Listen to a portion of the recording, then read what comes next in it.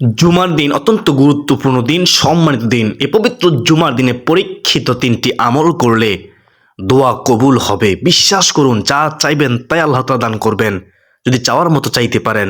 অভাব, অনটন, দুঃখ, কষ্ট, পেরেশানি, হতাশা দূর হবে। সগীরা কবিরা জীবনের সমস্ত গুনাহ মাফ হবে। হাতের গুনাহ, পায়ের গুনাহ, চোখের গুনাহ, জবানের গুনাহ, সর্ব অঙ্গ প্রত্যঙ্গের গুনাহ মাফ হবে। প্রিয় দিনদার মুসলমান ভাই বোনেরা, ওই নারী কতই না ভাগ্যবতী যে নারী জুমার দিনে অযথা সময় নষ্ট না করে পবিত্র জুমার দিনে 3টি আমল করবে। ওই নারী কতই না হতবাগা যে জুমার দিনে অযথা সময় নষ্ট করে, শয়তানের দোকায় পড়ে জুমার দিনে বরকত থেকে দূরে সরে থাকে, বঞ্চিত হয়। পবিত্র জুমার দিনে ফজর থেকে দূরে সরে থাকে। আল্লাহ তাআলা সবাইকে বোঝার তৌফিক দান করুন। সকলে বলি আমিন।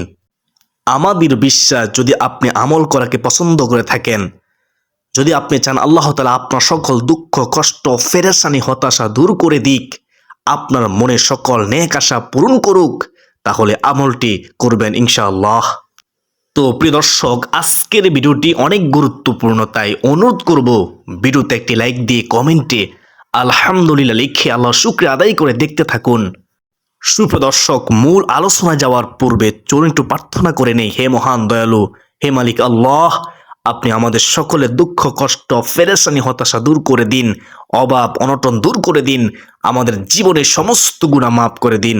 সকলে বলি আল্লাহুম্মা আমিন। প্রিয় দিনদার মুসলমান ভাই বোনেরা, আমি 3টি আমলের কথা বলবো।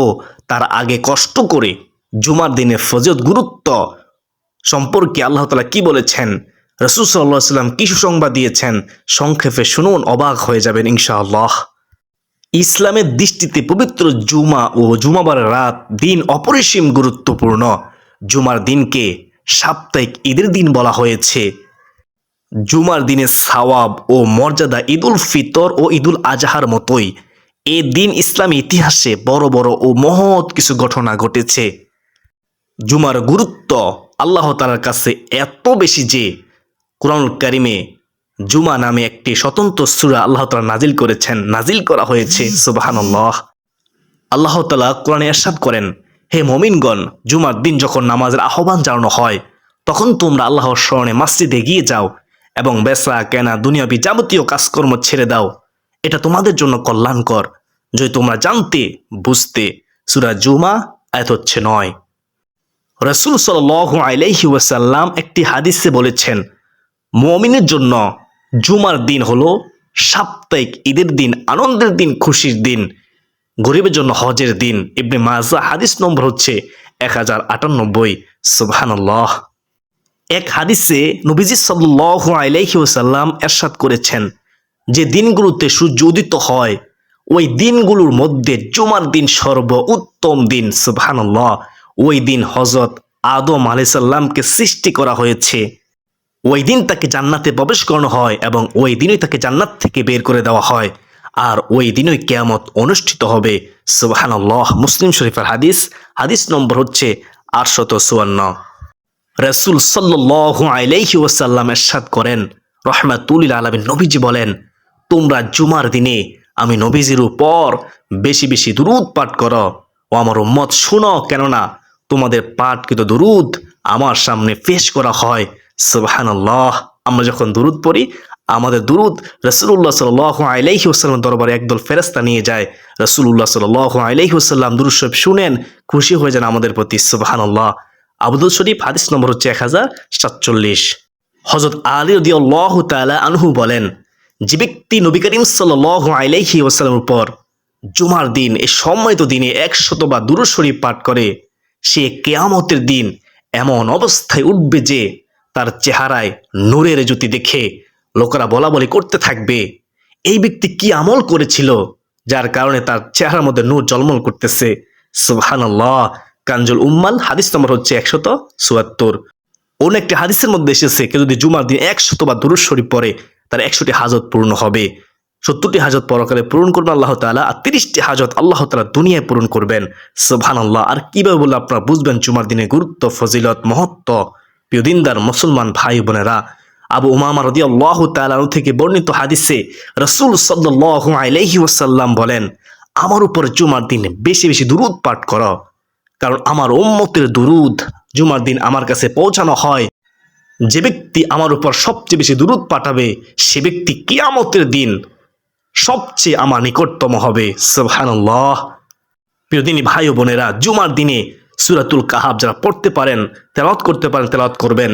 সূরা কাহাফ তেলাওয়াতের ফজিলত, যে ব্যক্তি জুমার দিন সূরা আল কাহাফ পড়বে, একবার পড়বে দিনে অথবা রাতে, তার ইমানের নূর এ জুমা থেকে আগামী জুমা পর্যন্ত চমকে থাকবে। তার অন্তর মধ্যে আল্লাহ তাআলা নূর ঢেলে দিবে, অশান্ত মন শান্ত হয়ে যাবে। সুবহানাল্লাহ। মিশকাত শরীফের হাদিস 2175 নম্বর হাদিস। মহানবী সাল্লাল্লাহু আলাইহি ওয়াসাল্লাম আরো ইরশাদ করেছেন, জুমার দিন দোয়া কবুল হওয়ার একটি সময় আছে। কোনো মুসলিম যদি সেই সময়টা পায় আর তখন যদি সে নামাজে থাকে, তাহলে তার যে কোনো কল্যাণ কামনা দোয়া আল্লাহ তাআলা পূরণ করেন, ফিরিয়ে দেন না।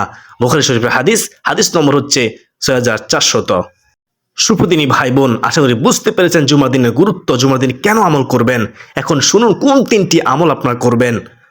1 নম্বর আমল হচ্ছে তাওবা নামাজ পড়া। সঙ্গে রাসূলুল্লাহ সাল্লাল্লাহু আলাইহি ওয়াসাল্লাম তাওবা নামাজ পড়তেন, সাহাবায়ে কেরামগণ পড়তেন। রাসূলুল্লাহ সাল্লাল্লাহু আলাইহি ওয়াসাল্লাম হাদিসের মাধ্যমে আমাদেরকে পড়ার জন্য উৎসাহিত করেছেন। আমি আপনি কেবে তাওবা নামাজ পড়ব, কেবে নিয়ত করব। কোনো নির্দিষ্ট সূরা আছে কি? নামাজে কোন ভুল করলে নামাজ হবে না? সম্পূর্ণ নিয়ম কারণ খুব সহজে শেখানোর চেষ্টা করব ইনশাআল্লাহ। শুনতে থাকুন। প্রিয় দর্শক, গুনাহ হয়ে গেলে তাওবার নিয়তে নামাজ পড়াকে তাওবার নামাজ বলে। গুনাহ সংগৃহীত হওয়ার সঙ্গে সঙ্গে সাথে সাথে এই নামাজ পড়া আমাদের প্রত্যেকের উচিত, কারণ কখন মৃত্যু এসে যায় বলা তো যায় না। বিগত জীবনের গুনাহ থেকে তাওবার নিয়ত তা পড়া যায়। বিজ্ঞ আলেমদের মতে তাওবার নামাজ পড়া হচ্ছে মুস্তাহাব, নফল। কারণ বিভিন্ন হাদিসে তাওবার নামাজের ফজিলত সম্পর্কে আলোচনা করা হয়েছে এবং বিভিন্ন সাহাবায়ে কেরাম তাওবার নামাজ পড়েছেন বলে হাদিসে প্রমাণ পাওয়া যায়। আসমা ইবনুল হাকাম রহমতুল্লাহি আলাইহি থেকে বর্ণিত, তিনি বলেন, আমি হযরত আলী রাদিয়াল্লাহু তাআলা আনহুকে বলতে শুনেছি, তিনি বলেন, আবু বকর রাদিয়াল্লাহু তাআলা আনহু আমাকে একটি হাদিস বর্ণনা করেছেন এবং তিনি সত্যই বলেছেন, হাদিসটি সহিহ। তিনি বলেন, আমি রাসূলুল্লাহ সাল্লাল্লাহু আলাইহি ওয়াসাল্লামকে বলতে শুনেছি, যখন কোনো বান্দা কোনো ধরনের গুনাহ করে উত্তম রূপে ওযু করে, দাঁড়িয়ে 2 রাকাত তাওবা নামাজ আদায় করে, আল্লাহ তাআলার কাছে তাওবার নিয়তে আল্লাহ তাআলাকে সন্তুষ্ট করার জন্য নামাজ আদায় করে এবং আল্লাহর কাছে গুনাহের জন্য ক্ষমা প্রার্থনা করে, নিশ্চয়ই আল্লাহ তাকে ক্ষমা করেন, তার জীবনের সমস্ত গুনাহ মাফ হয়ে যায়। হাতের গুনাহ, পায়ের গুনাহ, চোখের গুনাহ, জবানের গুনাহ, সমস্ত গুনাহ আল্লাহ তাআলা ক্ষমা করে দেন যদি সঠিকভাবে তাওবার নামাজ পড়তে পারে। আবু দাউদ শরীফের হাদিস, হাদিস নম্বর হচ্ছে 1521 নম্বর হাদিস। আমাদের উচিত কখনো গুনাহ সংগৃহীত হয়ে গেলে যত দ্রুত সম্ভব মহান আল্লাহর কাছে তওবা করা। এর একটি উত্তম পদ্ধতি হলো উত্তম করে ওযু করে 2 রাকাত তাওবা নামাজ পড়ে তাওবা করা। তাওবা করার সময়সীমা 3 মুহূর্ত আসার আগ পর্যন্ত মহান আল্লাহ তার বান্দার তওবা কবুল করেন, কিন্তু এরপর আর তওবা কবুল করা হয় না। প্রিয় দিনদার মুসলমান ভাই বোনেরা, এখনো সময় আছে, তওবা দরজা খোলা আছে। মৃত্যু আসার আগে তওবা করুন, তওবার নামাজ পড়ে আল্লাহ তাআলার কাছে গুনাহ মাপ চান। আমরা সগীরা কবিরা কত গুনাহ করেছি, গুনাহের কথা চিন্তা করলে জান্নাত আশা করতে পারি না, গুনাহের কথা চিন্তা করলে জাহান্নাম ছাড়ার উপায় দেখি না। তো সুবর্ণ সুযোগ হাতছাড়া করবেন না। আজকে পবিত্র জুমার দিনে 2 রাকাত তাওবার নামাজ পড়ে নিন। প্রিয় দর্শক, তাওবার নামাজ পড়ার নিয়ম, তাওবার নামাজের পদ্ধতি উপরে উল্লেখিত আবু বকর রাদিয়াল্লাহু তাআলা আনহু এর হাদিসে স্পষ্ট বর্ণিত আছে। প্রথমে উত্তম রূপে ওযু করতে হবে, তারপর একাগ্র চিত্তে মনোযোগ সহকারে নফল নামাজের মতো 2 রাকাত নামাজ পড়বে। নিয়ত করবে এভাবে, আমি আল্লাহ তাআলাকে সন্তুষ্টি করার জন্য 2 রাকাত তাওবার নামাজ পড়ার নিয়ত করলাম। আরবিতে করতে হবে এমন বাধ্যবাধকতা নেই, এভাবে সহজে নিয়ত করবে। আমি আবার বলতেছি, আমি আল্লাহ তাআলাকে সন্তুষ্টি করার জন্য 2 রাকাত তওবার নামাজ পড়ার নিয়ত করলাম। প্রিয় দিনদার মুসলমান ভাই বোনেরা, তওবা নামাজের জন্য নির্দিষ্ট কোনো সূরা নেই, তাই যে কোনো সূরা দিয়েই তাওবা নামাজ পড়া যায়। আমরা অনেকে সূরা ইখলাস 3 বার করে প্রতি রাকাতে পড়ে থাকি, তাহলেও হবে, সমস্যা নাই। সূরা ইখলাস 3 বার করে পড়তে পারেন প্রতি রাকাতে। প্রিয় দর্শক, এই নামাজের ওযু ও নামাজের মাঝখানে কোনো দুনিয়াবি কাজ করা যাবে না বা কোনো কথা বলা যাবে না। এই নামাজের অজু নামাজের মাঝখানে কোনো দুনিয়াবী কাজ বা কথা না বলাই উত্তম। এটা হচ্ছে শর্ত, মনে রাখবেন। কারণ হাদিস শরীফে ইরশাদ হয়েছে, আল্লাহ রাসূল সাল্লাল্লাহু আলাইহি ওয়াসাল্লাম বলেছেন, যে ব্যক্তি আমার মতো এভাবে উত্তম ওযু করবে, অতঃপর 2 রাকাত নামাজ আদায় করবে এবং এর মাঝখানে দুনিয়ার কোনো খেয়াল করবে না, তার আগের গুনাহ ক্ষমা করে দেওয়া হবে। বুখারী শরীফের হাদিস, হাদিস নম্বর হচ্ছে 159। প্রিয় দর্শক, নামাজে কোনো নির্দিষ্ট সূরা নেই, নির্দিষ্ট কোনো নিয়ম নেই, তবে নামাজ পড়তে হবে খুশু খুদুর সাথে, নামাজ পড়তে হবে মনোযোগ সহকারে, নামাজ পড়তে হবে একমাত্র আল্লাহকে খুশি করার জন্য, নিরুকিন রেখে নামাজ পড়তে হবে। প্রিয় দিনদার মুসলমান ভাই বোনের, নামাজ শেষে আল্লাহর তাসবিহ পড়বে, সুবহানাল্লাহ 100 বার পড়বে, আল্লাহর প্রশংসা করবে, আলহামদুলিল্লাহ 100 বার পড়বে এবং ছোট ইস্তিগফারটি পড়বে, আস্তাগফিরুল্লাহ 100 বার। এরপর একবার সাইদে ইস্তিগফার পড়বে, তারপরে মহান আল্লাহর কাছে দোয়া করবে, মুনাত করবে। তওবা দোয়াটি মুনাতের মধ্যেও পড়বে। তওবা দোয়াটি হচ্ছে, তাওবার শ্রেষ্ঠ দোয়া হলো সাইদে ইস্তিগফার, আল্লাহুম্মা আনতা রাব্বি লা ইলাহা ইল্লা আনতা খলাকতানি ওয়া আনা আবদুকা ওয়া আনা আলা আহদিকা ওয়া ওয়া'দিকা মাস্তাতাতু আউযু বিকা মিন শাররি মা সানাতু আবু লাকা বিনি'মাতিকা আলাইয়া ওয়া আবু বিযানবি ফাগফিরলি ফাইন্নাহু লা ইয়াগফিরুয যুনুবা ইল্লা আনত। এসে ইস্তিগফারটি পড়বেন মুনাতের মধ্যে এবং মুনাতের পূর্বেও পড়বেন। হাত তুলে আল্লাহ তাআলার কাছে চোখের পানি ছেড়ে দিয়ে গুনাহ মাফের জন্য দোয়া করবেন। আল্লাহ তাআলার কাছে আপনার সমস্ত কিছু বলবেন। আল্লাহ তাআলা ছাড়া কে আছে এমন আমাদের সমস্ত কিছু সমাধান করে দেবে, আমাদের জীবনের গুনাহ মাফ করবে।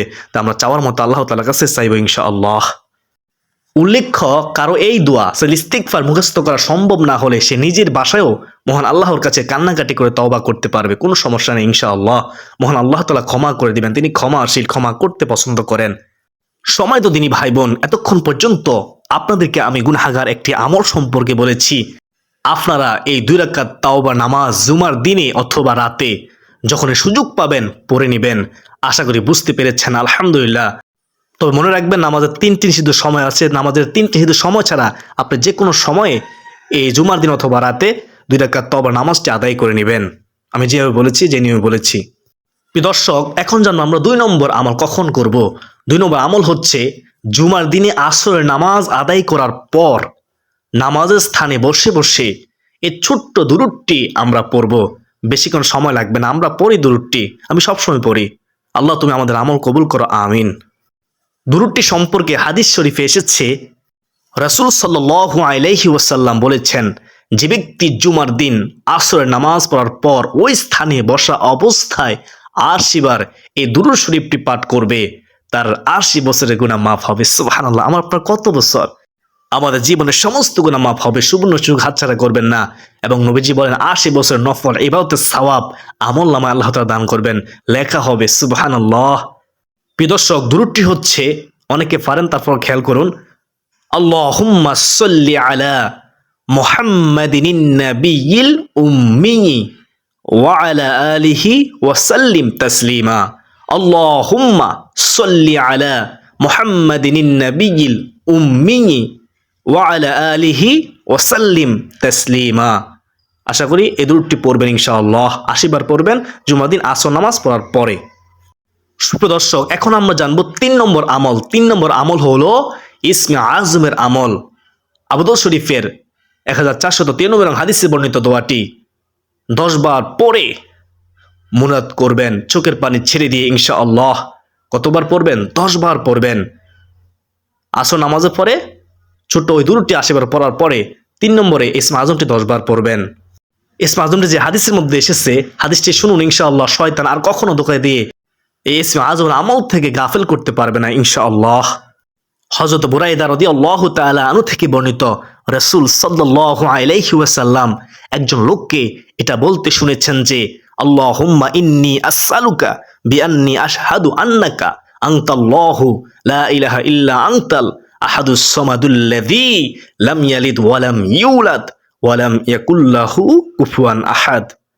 দোয়াটির অর্থ হলো, হে আল্লাহ, আমি তোমার কাছে প্রার্থনা করছি এবং জানি যে তুমি আমার আল্লাহ, তুমি ছাড়া প্রকৃতপক্ষে আর কোনো মাবুদ নেই, তুমি এক ও অনন্য, তুমি অমুখাপেক্ষী ও স্বনির্ভর, যিনি কাউকে জন্ম দেননি, কারো থেকে জন্ম নন, যার কোনো সমকক্ষ নেই। সুবহানাল্লাহ। এই দোয়াটি ওই ব্যক্তি বলতেছে, নবীজি শুনতেছেন। দোয়াটি শোনার পর রাসূল সাল্লাল্লাহু আলাইহি ওয়াসাল্লাম বললেন, এই ব্যক্তি আল্লাহ তাআলাকে তার ইসমে আজম বা সর্বাধিক বড় ও সম্মানিত নামে ডাকলো। সুবহানাল্লাহ। নবীজি বলেন, এ নামে ডেকে তার কাছে কেউ কিছু চাইলে, প্রার্থনা করলে তিনি তাকে তা দান করেন, ফিরিয়ে দেন না, এবং কেউ ডাকলে তিনি তার ডাকে সাড়া দেন। সুবহানাল্লাহ। আবু দাউদ শরীফের হাদিস নম্বর হচ্ছে 1493। তিরমিজি শরীফের হাদিস নম্বর হচ্ছে 3475। ইবনে মাজাহ শরীফের হাদিস নম্বর হচ্ছে 3857। আর কেউ বলে আপনারা বুঝবেন, সহিহ হাদিসে বর্ণিত নবীজি শিখানো দোয়া, ইসমে আজমের মাধ্যমে দোয়া করলে দোয়া কবুল হবে ইনশাআল্লাহ, যদি চাওয়ার মতো চাইতে পারেন, যদি হালাল খাদ্য খেয়ে থাকেন, হারাম থেকে বেঁচে থাকতে পারেন ইনশাআল্লাহ। প্রিয় দর্শক, দোয়াটি আরো একবার বলতেছি, মনোযোগ সহকারে শুনুন। আল্লাহুম্মা ইন্নী আসআলুকা বিআন্নী আশহাদু আন্নাকা আনতাল্লাহ লা ইলাহা ইল্লা আনতাল আহাদুস সামাদুল্লাযী লাম ইয়ালিদ ওয়া লাম ইউলাদ ওয়া লাম ইয়াকুল লাহু কুফুয়ান আহাদ। এই ইসমে আজমটি 10 বার পড়বেন জুমার দিন আসর নামাজের পরে, 80 বার ওই দুরূদ শরীফটি পড়ার পরে। সুপ্রদিনী ভাই বোন, সর্বশেষ দুহাত তুলে চোখের পানি ছেড়ে দিয়ে দৃঢ় বিশ্বাস রেখে একিন রেখে মনোযোগ সহকারে মুনাজাত করবেন, আল্লাহ তাআলার কাছে সাহায্য চাইবেন। যদি চাওয়ার মতো চাইতে পারেন ইনশাআল্লাহ আপনার জীবনের সমস্ত গুনাহ মাফ হবে, আপনার দুঃখ কষ্ট পেরেশানি হতাশা দূর হবে, আপনার অভাব দূর হবে, আপনি যা চাইবেন আল্লাহ তাআলা আপনাকে তাই দান করবেন ইনশাআল্লাহ। আশা করি সকলে বুঝতে পেরেছেন। আলহামদুলিল্লাহ। আমি আশা করি যেহেতু আজকের ভিডিওটি অনেক গুরুত্বপূর্ণ, তাই ভিডিওটি শেয়ার করে দিবেন ইনশাআল্লাহ। ইসলাম প্রচারের স্বার্থে ভিডিওতে একটি লাইক দিয়ে দিন এবং কমেন্টে আলহামদুলিল্লাহ লিখে আল্লাহ শুকরিয়া আদায় করুন। আজকের দিন পর্যন্ত সকলে সুস্বাস্থ্য কামনা করে বিদায় নিচ্ছি। আবারও দেখা হবে যদি বেঁচে থাকি অন্য কোনো গুরুত্বপূর্ণ ভিডিও নিয়ে ইনশাআল্লাহ। ওয়া মা আলাইনা ইল্লাল বালাগ। আসসালামু আলাইকুম ওয়া রাহমাতুল্লাহি ওয়া বারাকাতুহু।